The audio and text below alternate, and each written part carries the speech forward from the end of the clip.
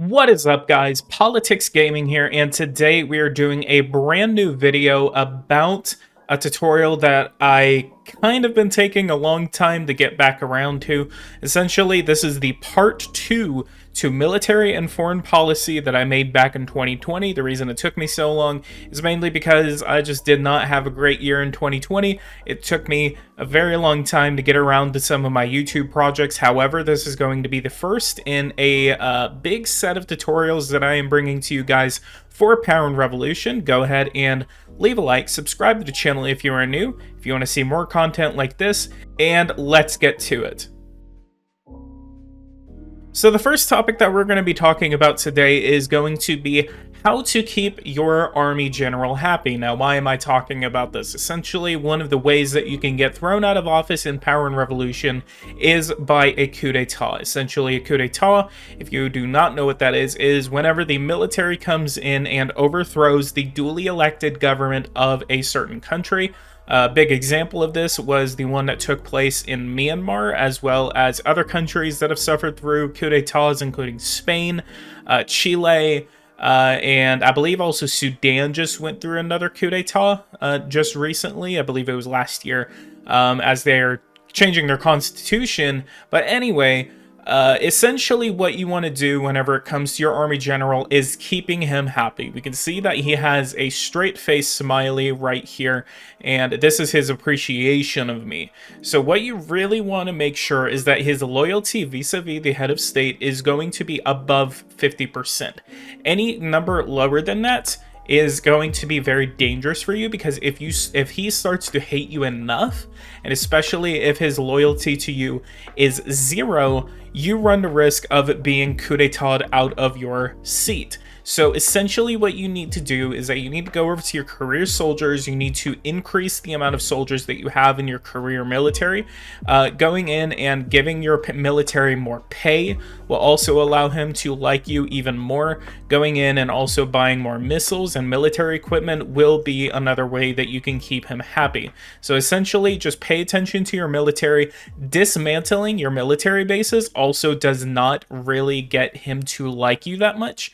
So constructing military bases, buying military equipment, increasing the amount of manpower that you have in your military, as well as, we will get to this later, creating national services and increasing the duration of your national service will allow him to like you even more. So that is number one, the first thing that you need to know about running your military in Power and Revolution. Keep your guy happy, otherwise he will launch a coup d'etat against you.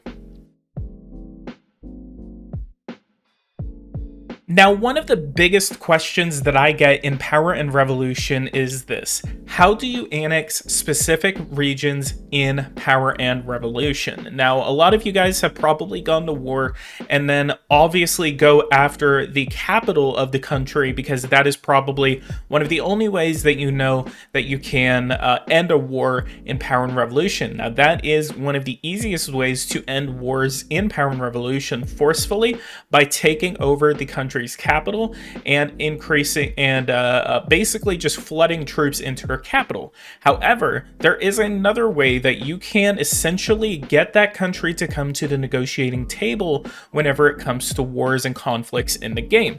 Now, what you want to do is that if you want to go in and capture a very specific territory, if I'm playing as Ukraine as I am right now, and I want to go in and capture Crimea back from Russia, the biggest thing that I would need to do is to fend off the Russians from invading my country in any part of the nation, whether they're coming from Belarus, whether they're coming from the northeastern part, from Belgorod, from Kursk, from Bryansk. I want to defend this entire border that I share with Russia. And then at the same time, we need to be capturing all of these cities in Crimea. Once you capture 1, 2, 3, 4, 5, and 6 cities that are in the region of Crimea, that is when you will be able to capture that region as a whole. So if you notice, whenever you click on these regions, you will notice that there is a flag right under the region, whether the region has a flag or not. If I click on Crimea, it shows that Russia owns this region. So essentially, once I capture each and every one of these cities, that will give me the ability to have control over the region. Now, whenever you go to the peace treaty, whenever you propose a peace treaty to that nation, you will notice that there is a new option for it. Usually it says frontiers unchanged. However, if you go in again into the new peace treaty, it will say frontiers modified or borders modified. There will be a new option for you to say, okay, whatever region I have captured from Russia, I want to have integrated into my country at the end of this peace treaty. If that country accepts that peace treaty, if they're not in a position to accept it, they're not going to accept it because they don't want to lose that land. However, once you are able to capture all of the cities of that region, that option will become available. So again, what you want to do is that if I wanted to capture the Belgorod region, again, you need to capture the cities of Belgorod and Stary Oskol.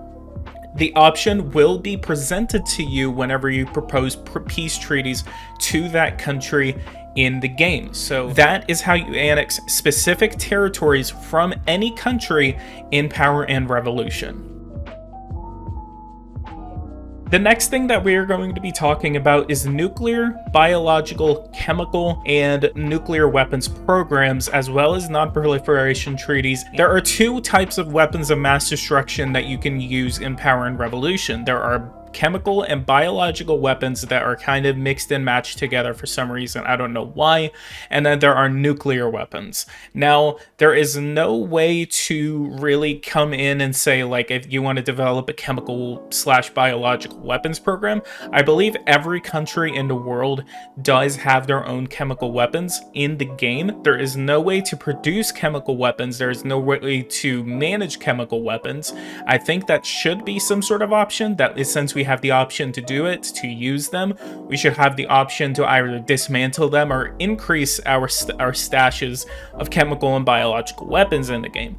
However, there is an option to create and manage nuclear weapons in Power and Revolution. Now, Ukraine is not a nuclear weapons state, so if I go over here, there is an option for me to launch a secret campaign to acquire nuclear weapons. A nuclear weapon is a weapon of mass destruction. It is not seen as a conventional weapon, but as a dissuasive weapon that aims to prevent a major attack. However, the United States used it twice during the Second World War in Hiroshima and Nagasaki, leading to the deaths of hundreds of thousands of people. Now, why should you acquire nuclear weapons in Power and Revolution? What are the benefits of using nuclear weapons? Now, if you are Ukraine, for example, one of the biggest reasons why you'd want to use that is to fend off any large country from coming after you, just like as the Russians did with Crimea in 2014. So if I wanted to say, okay, I want to, if NATO's not going to accept me, if the EU is not going to accept me, it is a vastly beneficial geopolitical choice to launch a secret campaign to acquire nuclear weapons in Power and Revolution. I don't necessarily know about the costs of the nuclear weapons program. I do think it costs your nation a few $1 billion. So if I wanted to come in and then launch a campaign to secretly acquire them, it does cost about nearly $1 billion to do it. And then it gives you the option saying, okay, well, it needs to go through the enrichment centers, it needs to go through the nuclear testing, etc., etc. You have the option to go in and then dismantle the nuclear weapons program, and then it will do that automatically. So if I go to the next day, you will see that there is a nuclear weapons program. Our civilian industry currently transforms 0.7 purified uranium into 5% purified uranium, but to load atomic weapons, we need military quality uranium that is around 90% pure. That is to say, we need a far heavier production method. The total budget for the project should be around $5.27 billion, an insignificant figure compared to the power we will obtain. However, so it does cost a significant amount of money to invest into nuclear weapons. However, if you feel like that your nation needs nuclear weapons, then that is a vastly recommended choice. However, you obviously have to take into account that you are a part of the Non-Proliferation Treaty. Essentially, the Non-Proliferation Treaty is a treaty concluded in 1968. The NPT aims to reduce the risk of nuclear war and commits signatory countries not equipped with nuclear weapons to not transfer or receive nuclear weapons either directly or indirectly, and it states having the bomb also undertake the ability not to provide any means to facilitate the acquisition of such weapons. So essentially what it's saying is that any country that is a signatory of this treaty does not make any action that will acquire nuclear weapons for themselves, and anyone that is equipped with those weapons will not go around and start sharing the technology with other countries. However, that has been violated multiple times, even after the signatory the signing of that treaty, so it does depend on where you stand on it. As for chemical and biological weapons and the usage of these weapons, essentially the only time that you ever need to be using chemical and biological weapons is if you were struck first, or if your country is on the brink of disaster, your country is being invaded, there are troops outside of your capital, they're into your capital, they're about to topple your government, then that is whenever any nuclear nation would usually use them. The Russians have a policy of that unless their territorial integrity is directly under threat and that they are on the brink of collapse, that is whenever nuclear weapons would be used. So it definitely comes down to, if you want to use them, you need to use them in any scenario in which your country has been attacked or is under attack by any other country, and that is the only time you will be able to use nuclear weapons in this game without getting thrown out of office. If you use them without those scenarios happening, you will be thrown out of office. Moving on, we will talk about the national service. So if I go over to legislation, we see that there are several options for us to use a national service. We have abolished the national service, and then we have the regulation of the duration of national service. If we go over to abolish national service, there are usually one option or two options for this. We have the ability to create it, and we have the ability to abolish it. Our nation already has the national service instituted into the nation. Essentially, if you are not familiar with the national service, in the United States, we have something called the selective service system. The selective service system is a form of conscription in case the United States ever needed to start drawing men or women, whenever they come in and say, okay, women need to sign up for the draft as well. Essentially, the selective service or conscription is a system in which the nation can ask people to come in, train for the military in case they need to be called upon for service by their country. If I click it right here, it says the national service is the mandatory requisitioning for a given period of time of young men old enough to serve in the armed forces of the country. The conscription is the most efficient method to levy a large army. On the other hand, the armies of conscripts, often slow to deploy, may present huge efficiency issues if compared to professional armies. The biggest upside to this is that this allows you to draw more people into your military to conduct military operations in power and revolution, whether you're taking back Crimea or you're launching attacks against terrorist groups in your country. It gives you options in terms of manpower and also gives you the ability to draw more people into your military without coming over here and then just manually clicking it and then dealing with the riots that come afterward because of the pacifists getting pissed off that you're increasing the staff of your military. So this is one of the best ways that you have to ensure that you have the ability to conduct broad military operations. However, one of the biggest downsides of it is the cost of it. Now, if you actually come over here, you can see that we are spending $531 million on the national service for Ukraine. The more months that you have in your national service, the more this will cost. If I wanted to increase this to 24 months, it would double the budget that I am using on the national service to my military. This would go directly into my ministry budget for my military. Now, the benefits of having the duration of national service between 12 to 24 months. Usually the most I would go to is 24 months. So 12 months is 1 year, 24 months is 2 years. So essentially they're serving for 1 to 2 years in the military.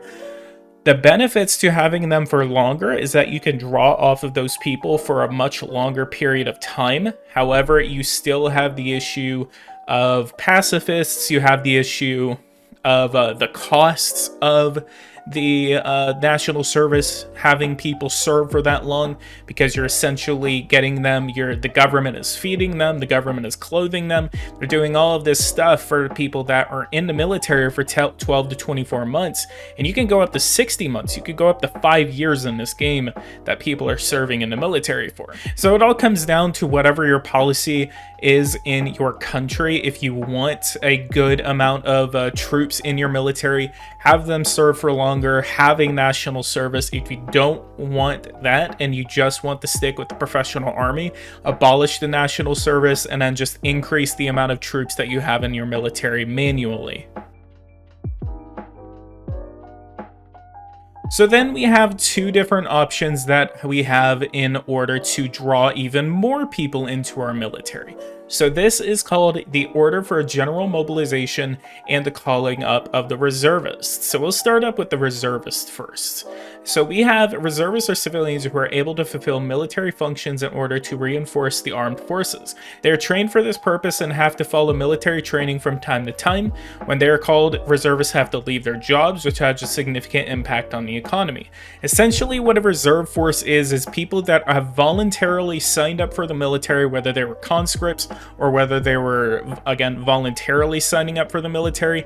Essentially, it's people that have served in the military and they are kind of like on back order for the military. So if you ever need to come in and say, okay, we're calling up the reservists, essentially these are people that are working civilian jobs but also have a second job, which is to serve their country if called upon by the government. So if you click this, then if you go over to budget, you will see that it will draw up most or all of the service members that are in the reserves. We have 900,000 troops that are in the reserves of the Ukrainian military. So if we go over here and then order up the calling up the reserves, we will draw up about, I believe I called this up before, and if we call them up, it will draw up about 600,000 of these troops. So our career soldiers, or a total number of soldiers, will go up to nearly 1 million. I believe it was like 930 million, or 930,000. Yeah, 930 million, Jesus Christ. 930,000 total troops that we drawed up into our military. Now, if we go over to order a general mobilization, the mobilization is a set of operations aimed at preparing an army for war by calling up all men of fighting age to fight for their country. The First World War gave rise to an unprecedented mobilization in the countries that fought in it. This act has a significant economic consequence, as many people have to leave their jobs and will no longer work for the country. So essentially, this is the exact same thing that we are doing with the reserves. However, it draws up even more people for the military. I believe it takes a little bit longer for this to happen, but it essentially calls everyone that is of fighting age for the country between the ages of 18 to 55 years old. If you're going off of most reserve forces, that is the age gap that you have. Some of them, it goes between like 18 to 35 in the United States, but some other places it goes up from 18 to 55. It really depends on the country that you're from. So ordering up a general mobilization is essentially the second most, or the first most drastic option that that you would go to. The only time that you would need to call up the reserves or the mobilization is if your country, again, is under direct military threat. Calling up for a mobilization and reserves also has the biggest drastic effect on your economy in terms of the military. So only do this if you absolutely need to concentrate on fighting, because it will wreck your economy. It will increase the deficit. Your economic growth will go down. You will most likely go into a recession because of it. So the biggest reason why you shouldn't do this is mainly because of the economic effects of these mobilizations. And then lastly, for military, we have the management of arms embargoes. The word embargo comes from the Spanish embargo, which means hinder. It is a governmental or military measure aimed at preventing free circulation of an object or merchandise. It is condemned by some free trade organizations. In 1977, the United Nations Security Council voted for an embargo on the sale of arms to South Africa. The decision helped to undermine the regime and led Nelson Mandela's release in 1990 and the abolition of apartheid. Essentially, this is one of the biggest geopolitical things that you can do in order to make a policy against the country.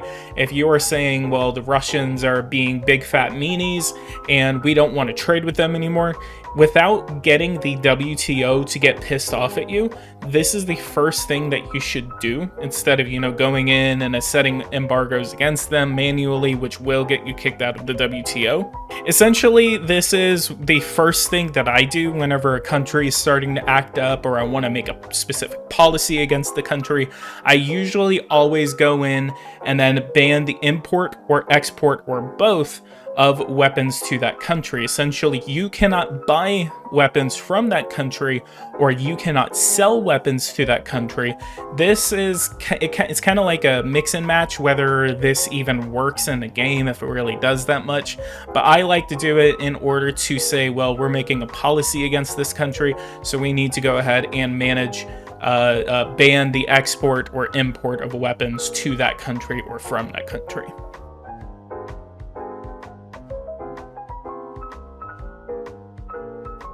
Moving on, we have free trade agreements. Free trade agreements are essentially documents in which it lowers the barriers of trade to and from countries, and this is one of the newest features that was put into Power and Revolution in the 2021 edition. Essentially what this does, and I have another tutorial that I made about it, so go ahead and click it right here. So if we go over and look at it, so if I wanted to make a free trade agreement with, well, let's actually look at the free trade agreement with the European Union. So essentially, there are three types of free trade agreements in Power and Revolution. Everything that it says on here is the only thing you need to be paying attention to is the first two. So we see it is affected to the limited, the reciprocal or commercial contract, the global economic treaty, and the economic and political agreement pact are the three free trade agreements that are in Power and Revolution. Again, the things that you want to pay attention to are in the top. So we have the reciprocal commercial contract is affected, well, only limited to the portion of the partner's dominant sectors. So essentially, if you go over to finances, and if you go over to finances and you look at this main production right here, this is what it is talking about. It's essentially saying that the main production of that country, of your country and the country that you are in that trade agreement with, it is only going to whatever the main production is. So that is what you need to take into account whenever taking these free trade agreements into account. And then it goes in and it reduces tariffs by 50% on average. And then going over to global economic treaty, it is anything with a quota on certain products considered strategic by the partner. So essentially this can expand from those sectors that I was talking about over in the finance tab. And it also goes into places like agriculture, it goes into industry, and it goes into basically anything, and it affects those sectors as a part of this agreement. And then at the same time, tariffs are reduced by 80% on average instead of 50%. And then it also gives you access to the member's public market, the recognition of country of origin labeled by the partner, and then regulations. The biggest thing about the global economic treaty is that you need to have your organic farming up to it's like 1.5% whenever you come over here to farming, and then you go over to budget. You need to make sure you have at least 5 stars funded to organic farming, as well as sufficient funding to your food safety. Again, I believe it is 5 stars. So that is what you need to take into account. And then this number right here, portion of organic agricultural areas, needs to be 1.5. Once those conditions are met, then that is whenever you will be able to get into a global economic treaty. And then finally, we have the Economic and Political Agreement Pact. This is all sectors without a quota system. Tariffs are completely eliminated. And then this also has a lot more strenuous type of compliance requirements into this treaty. So go ahead and again watch my free trade agreement tutorial if you want to learn more about it. There's a lot more that I'm not really going to get into this video. So then moving on, we have political alignments. This is a brand new feature that was put into the 2022 edition. And essentially what this does is, and we will go into a future video, we will put more emphasis on what all of this means, what essentially you can do with your parliament, what coalitions you can make. We're doing a future video on this, so make sure that you do watch that video whenever I do make it, so it will come out very soon. Again, I'm making a brand new set of tutorials for Power and Revolution, so don't miss out on that. So essentially, we have all of these countries in the world that have all of these different colors. You have totalitarian extreme left, center left, extreme right.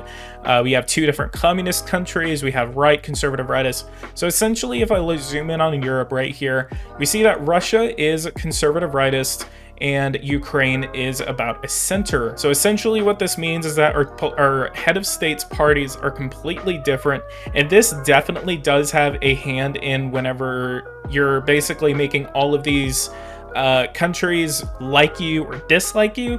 Usually whenever you see a change in diplomatic relations in a country, I had something like that happen where basically Georgia and Russia had the exact same parties as you can see right here, and then the socialists took power in Russia. And then after that, Russia had dark red relations with me, and it scared the crap out of me because I thought they had declared war on me. However, no, there was just a new election in Russia, and that is what happened, where the Russians had a new party in power, and that party essentially just hated me mainly because of the political ideology. So whenever you're making all of these agreements, whether it's trade, it's military alignments, you need to take into account what their political ideology is. If you go in and start making countries, if you start interfering in elections, if you start making countries like you a little bit more, essentially the best thing that you can do is to interfere in countries that you can actually change the election results in, and then whenever you go in, launch like an electoral cyber attack, and then you can start creating spheres of influence because of the political ideologies of those countries. So that is one of the best things that I can tell you about that for right now. In the future, again, we will be doing a future video on political ideology, so again, don't miss out on that video whenever I do make it. Going on, we have a brand new feature in the 2021 edition called Foreign Exchange Students. The implementation of a special student exchange program between countries fully supported by the state. The exchange of students and teachers contributes to the strengthening of cultural ties, to language learning, to knowledge of cultures, and economic and scientific cooperation. The Erasmus Student Exchange Program in the European Union has been in operation since 1987 in all countries of the Union. So essentially what this does is it allows me to go over to Russia and say, hey, I would like to do a student exchange program with you. I can propose that to them, and they can either say, okay, we accept it, or we can refuse it. If you don't have good relations with that country, they will refuse it, and it said, given the state of our relations, your proposal for a student exchange has no merit. It is unthinkable to send entire classes of our children to your country with the risk of being exposed to potentially subversive statements. So essentially, this is one of the best ways to increase relations with other countries, especially smaller countries. Usually if you're a small country or moderately sized country and you try to do it with a large country like the United States or China, or mainly the larger economies of the world, you will most likely get refused because you don't have that big of a education system. It always depends on the education system that you have, whether you're funding it correctly. If yours education system is a lot lower than the countries that you're trying to propose it to, they will refuse it. But I really like this feature mainly because it allows me to go around to like Moldova, to Romania, to Turkey, to Greece, and it basically allows me to say, well, hey, let's do some student exchange programs and help each other out. We can help me learn some stuff, I can help you learn some stuff, and effectively it can start helping your economies, it can start helping the economies of other nations, and again, it's one of those things where you can kind of go around and start building spheres of influence because you have all of these kind of like puppets just kind of going around saying like, well, you know, I have all of these student exchange programs from Ukraine, and then I can go into Romania, Poland, or Slovakia, and it does also help your diplomatic relations. This is a very effective tool that you can use in the geopolitical ring, so I do recommend that you guys use it. And next up, we have the Year of Culture. So the Year of Culture is throughout the calendar year, cultural events are organized in the whole of the country to discover or rediscover the cultural richness of the honored country. Besides reinforcing ties between the two countries and their people, a Year of Culture is also contributing to better economic cooperation. So essentially what I need to talk about here is diplomatic relations. So if we go over to economic map, the countries that you see right here, when we're just going to be talking about Europe. So the countries that you see in dark green are the countries that I am trading with first. So the United Kingdom, France, Germany, and Poland, I am trading with first because of my diplomatic relations with them. The countries in light green are countries that I am trading with second, which includes Sweden, Norway, Finland, the Baltic states, a lot of Eastern and the Balkan states, Greece, Chad, Tunisia. Those countries I am trading with second because of my diplomatic relations. The countries that are in gray or in white, like Italy and Turkey and Egypt and a lot of Africa, I am trading with third, again, because of the diplomatic relations. And I think you're starting to get my point. Light red is fourth, and then dark red is fifth. So essentially, even though, yes, you do a lot of trade with China, you are still doing more trade with other countries other than China, depending on where you're coming from. It also depends on product that you're doing, but if that country does have that product, you are purchasing that product from them first. Again, it always depends on the product that we're talking about, but that's essentially how trade works in Power and Revolution. So going back to the Year of Culture, essentially what this does is that it allows you to go to a country like Romania. So I can click on Romania, and then I can go over to the Year of Culture, and then I can go to, again, we're going to Romania, and it will cost you a pretty penny. It will cost us about $99 million to do a Year of Culture with Romania. However, basically what it does is that it increases your diplomatic relations with that country. It allows you to say, okay, like, you know, we have a lot of your kind in my country, so I want to do more of a cooperation between our countries on the cultural level. So it kind of celebrates their culture inside of your country, and it's more of a cultural event, but it's more, again, a geopolitical event, mainly because you are trying to get other countries to like you and to expand your sphere of influence. So that is what you want to use this for, is to expand your geopolitical influence, to get countries to like you. And if you want to have a better economic relationship with that country, then doing the Year of Culture is essentially the first thing that you should do.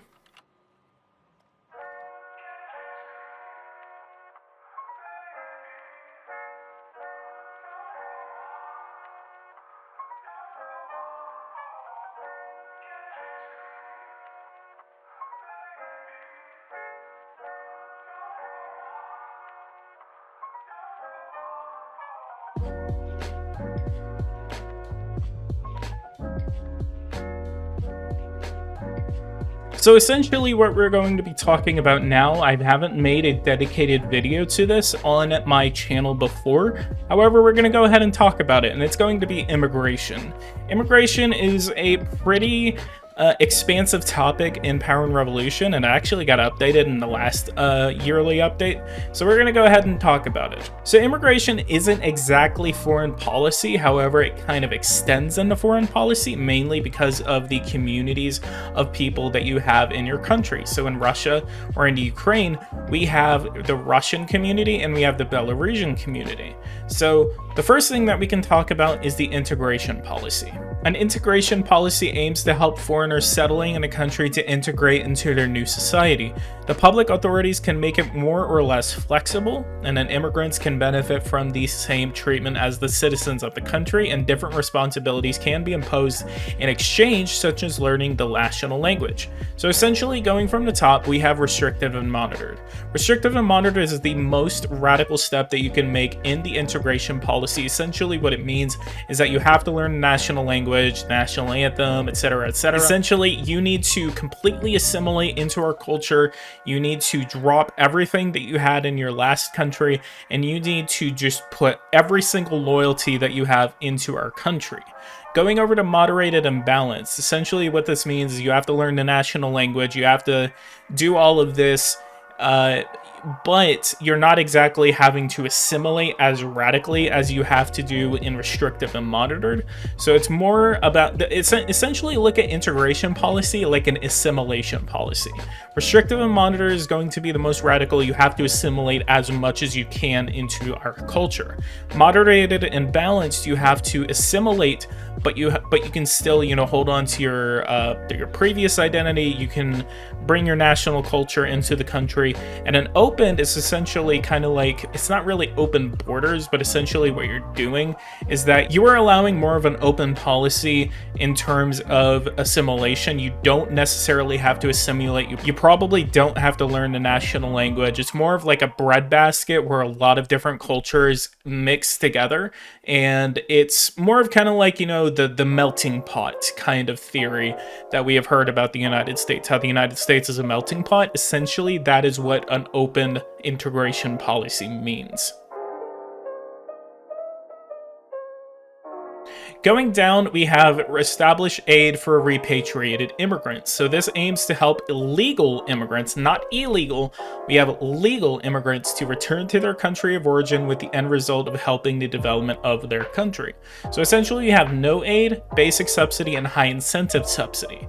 So again, this basically means you are paying your legal immigrants to move back to their country of origin to develop that country. So we give them a basic subsidy that gives them, you know, a basic amount of money to go back and start a new life in the country that they're from. And then the high incentive increase subsidy is essentially saying, like, we will give you a crap ton of money to get the hell out of our country and go develop your own country depending on where you're from. So again, this is essentially to say you're essentially kind of having an anti-immigrant stance, but you're kind of, you know, you're not basically deporting them out of your country because you don't want them there. It's essentially like, I don't want you here, but we're paying you to leave the country. So go ahead and take this money and we will send you on your way.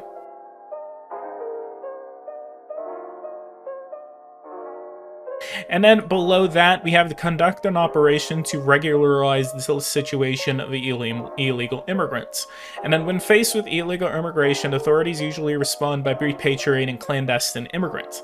However, for political, economic, or even security reasons, giving those clandestine immigrants papers can be a way to bring them into conformity with the law.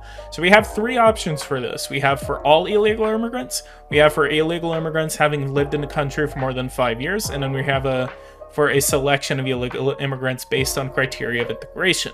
For all the illegal immigrants is essentially self-explanatory. Like, two of these are self-explanatory, so I won't really go into that much detail about it. For all the illegal immigrants, it basically says, okay, every single illegal immigrant you have in your country gets regularized. They all get citizenship. We don't have to have illegal immigrants anymore. And then you start from scratch. You have 0 illegal immigrants, and then you start having them flood into your country again. And then going down, we have for illegal immigrants having lived on the territory for more than 5 years. Again, this is very self-explanatory. People that have lived in the country for more than 5 years, which going in off of the numbers that we have in the game, usually this is always half. So half of the people that have lived in your country country for more than 5 years are going to be regularized. So if you have 11,000, about 5,500 are going to be regularized. Nearly 6,000, I believe, off of the numbers that I'm looking at right now, will become citizens of your country. So essentially, if you don't have that big of a illegal immigrant problem, you don't really need to worry about this. And especially if you can see right here, the migration flow, we're losing 11,000 immigrants per year. So this is actually going down. So it really depends on the immigration situation in your country. The United States in the Power and Revolution usually needs to act on immigration more often than not than other countries. So it really depends on the type of situation you're in Power and Revolution, as well as what political ideology you're playing as. And then going down for the last one, we have for a selection of illegal immigrants based on the criteria of integration. So essentially what this means is that you're going in and you're going off of work criteria. You're going off of what kind of experience these people have in terms of work experience. You're going off of construction, you're going off of retail, you're going off of farming, you're going off of just any type of work criteria that you can use these people in your country for. Now, usually this one is the one that's going to probably cause protests and riots, because you're going in and you're being really biased. You're basically going in and saying like, okay, specific people that can do benefits for the economy need to be regularized. And this usually adopts like the smallest amount of people into your economy or into your population. But it really depends on whether you want to do that. Usually what I do whenever I regularize the situation, I usually do it for people that have been in the country for more than 5 years, or sometimes now I do go off of the criteria of integration. I think you get some less radical reactions now in Power and Revolution 2021 than you did in like Masters of the World, because I used to try it in Masters of the World and I would always get riots for it. So this is kind of more of like, what do you want to do? So that's what all of that means. We'll go ahead and move on. And then what we have next is the most radical option of this, and this is to launch a massive operation to accompany illegal immigrants to the borders. A country that with high immigration rate can call upon a summary of measures to tackle illegal flows. Mass deportation is one of the most radical and effective solutions, but it leaves a lot to be desired from a human point of view. Essentially what this is that you're launching a massive deportation operation against the illegal immigrants in your country. You're going in and you're just getting a set amount of immigrants that are in your country illegally, whether it's in the United States, you have like, I think 11 million illegal immigrants in your country, and you go in, you deport like 4 million of them if you do this. So you go in, and this is what a lot of right-wing parties will especially like whenever you do this in your country. And the difference between this one and every other option, I believe also the regularized situation usually becomes a decree, but this one and I think the regularized situation are both decrees. So you don't need to propose them to Congress or your parliament in order to get them passed. So again, this is the most radical step. You will get protests, you will get riots, you will get sit-ins after you do this. And your defense minister even comes in and says like, we had some issues going in and deporting these people, but we deported, 400,000 people. So it always depends on the migration flow into your country, whether you're getting a lot of illegal immigrants, if you have a huge inflow of illegal immigrants. If you're getting a refugee crisis, you'll have this issue.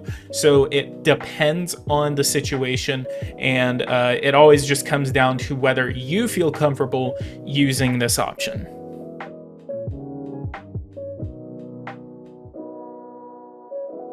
And then we have the regulation of tourist visas. A tourist visa is an authorization to stay and visit the country that issues such document. Every visa has an expiration date in which the affected alien must leave the country or get in contact with the competent authorities in order to extend the length of his or her stay. At any rate, a visa is a tool for immigration control and can be refused to certain nationals who might represent a risk for the country. So essentially what I like to do visas mandatory. Essentially what it's saying is that it's just a document. It's like a passport passport that you sign whenever you go into a country, and you say, I'm going to be here for this amount of days, I'm here on a work visa, or I'm here on a tourist visa. You have to go in, you have to renew the document every so amount of days or months, and then if you don't, then they come in and they force you out of the country. So I like to do visas mandatory in most of my countries, and I think in a lot of countries, except in like the EU, depending on where you are in this country or in the world, has this already on visas mandatory. So again, it kind of depends on what kind of party you're playing, what kind of type of ideology you're playing as. If you want to play more liberal, you would say no visas. If you're doing more conservative, you're doing visas mandatory. So again, it comes down to what type of party are you playing as, or what type of policies do you want it to enact. And then the last one, I think this one doesn't really matter. I don't really touch this one. This is the regulation on foreign nationals' voting rights for a local election. This law applies throughout the country, but only for local elections. The time conditions correspond to a certain number of years as a resident of a country. The reciprocal agreement means that in all countries that have signed the agreement, foreign nationals from those same countries are granted voting rights, and this particularly the case for the member states of the European Union. This only really applies whenever you're a part of the European Union. You know, if you're in the European Union, you'd go in and say, okay, voting rights for foreign nationals in certain countries with a reciprocal agreement, or you can basically say, like, if you've been in this country, if you've been working in this country, if you've been living in this country for so many amount of years, then you can say that you have the right to vote after, you know, 5 years, 10 years, something like that. Or you can go in and say, no matter how long you've been here, then you have the unconditional right to vote for all foreign nationals that have been in the country for whatever amount of time. Usually the one that I would actually go for, it would either be with the certain countries with a reciprocal agreement, or it would be the voting rights for foreign nationals with time conditions. How again, this does not apply to national elections or federal elections. This only applies to local elections. So it's mayoral races, city council, whatever type of races that Europeans have in local elections. So it always comes down to that. So always take that into account. Again, it definitely comes down to what type of country are you wanting to run. Are you running a conservative country or running a liberal country? Usually I don't touch this one, mainly because I don't play that many European countries. So again, it comes down to personal preference on that one. And then the last one that we're going to be talking about is going to be the forbiddance of entry and exit from the country. Here's one of the most radical steps that you can take in the game in terms of immigration. So it says the opening or closing of borders is a national security and immigration issue, but also sends a strong signal to the international community. Preventing entry means closing the borders to individuals who wish to enter the national territory, and then preventing entry means closing the borders to individuals who wish to leave the national territory. So pretty self-explanatory. It depends on if you're saying like, well, I want to prevent terrorism, I want to prevent this, I want to prevent that, I don't want people to leave my authoritarian country. So you say, okay, prevent exits, prevent entrance. If you want to kind of become a hermit kingdom, that's what you really want to do. But usually it would come down to, like, if you're at war, go ahead and forbid entry to the country. If you want to become some sort of like authoritarian dictatorship, prevent exit from the country. And again, I've said this like maybe 4 or 5 times now, it comes down to personal preference. Whatever your policy is, it always comes down to that. So whatever you're doing, always take into account the reaction that will happen whenever you enact these types of policies.